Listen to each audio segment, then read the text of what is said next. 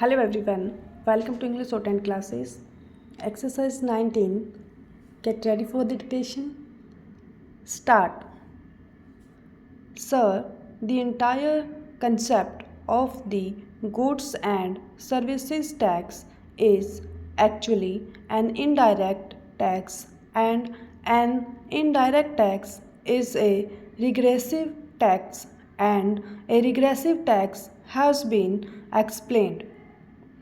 All of us know what a regressive tax is and how it burdens the poor much more, and it should not burden those people for whose welfare we are all supposed to work for. Now you consider this situation. In India today, the direct tax component revenue in our country today for our country's resources is 37%. 62% already comes from your indirect taxes.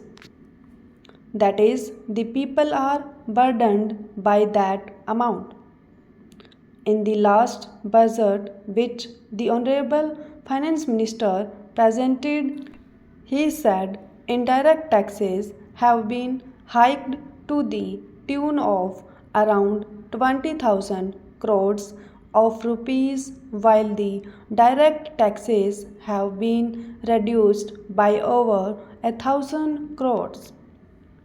What are you doing enriching the rich and empowering the poor?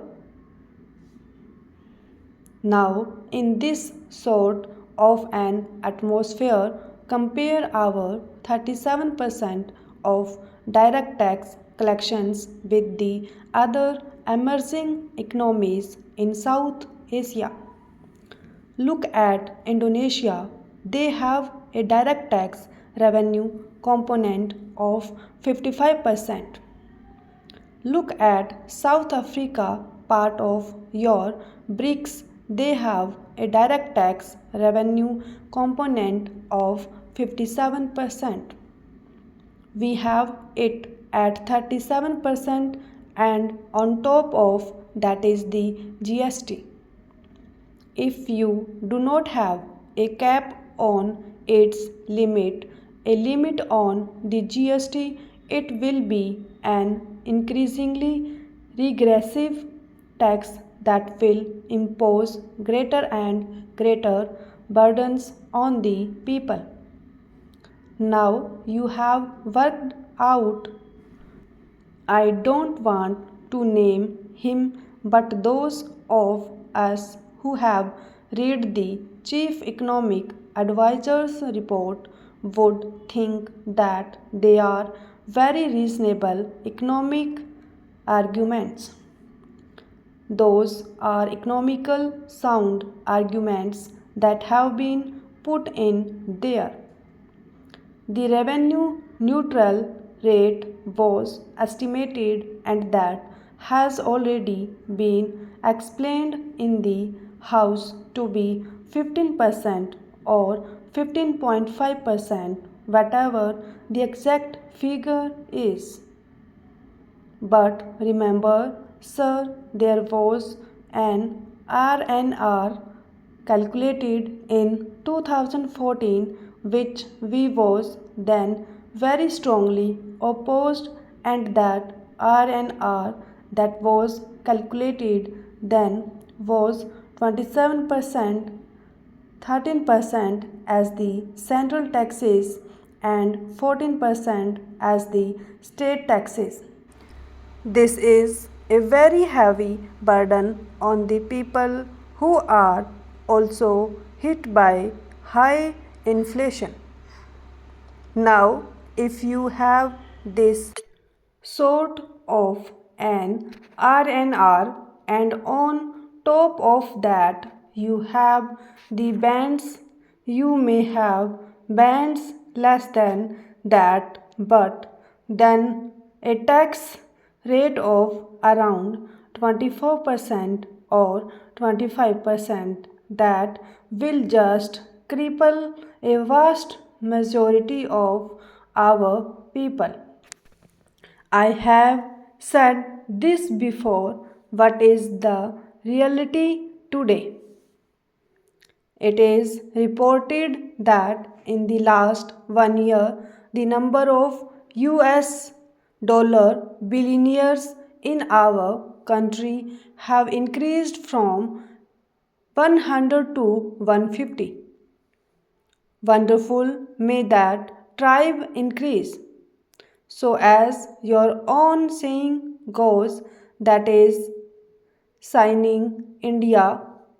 What does the 2011 economic data report show?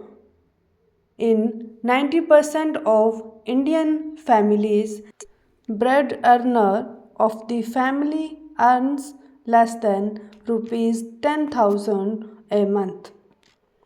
These are the two Indias you already have.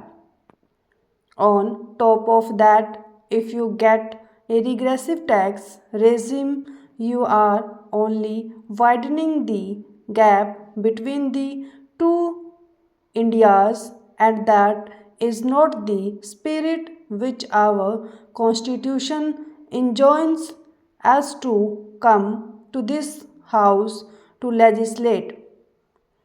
Therefore, I think it is absolutely necessary that instead of a revenue neutral rate, you start considering what I would call a fair revenue rate. I am seriously suggesting to the Honorable Finance Minister that this be considered as a fair revenue rate and to work on it. By the time you bring the GST bill, you can actually work on a fair revenue rate for the states concerned, and then you have a cap on it. So that assurance must also come when the GST bill is brought before us. How it will be brought, I will come to later. So, when it is brought before the House, that should be taken into account. The third major point that I have, sir, is concerning the concrete amendments.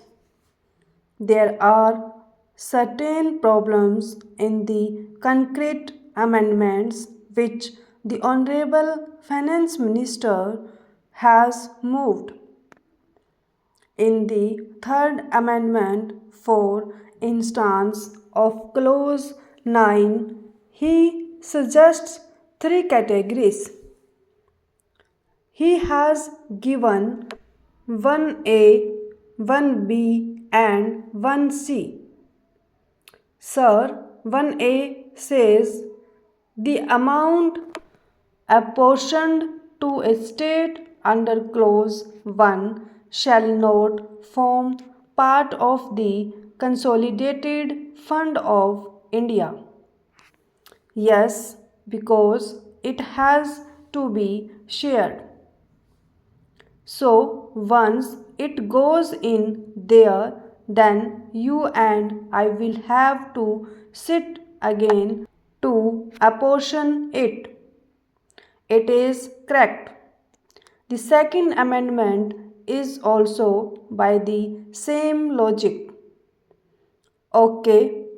The third amendment, namely 1C, says where an amount collected as tax levied by a state under Article 246A has been used for payment of the tax levied under Clause 1 stop.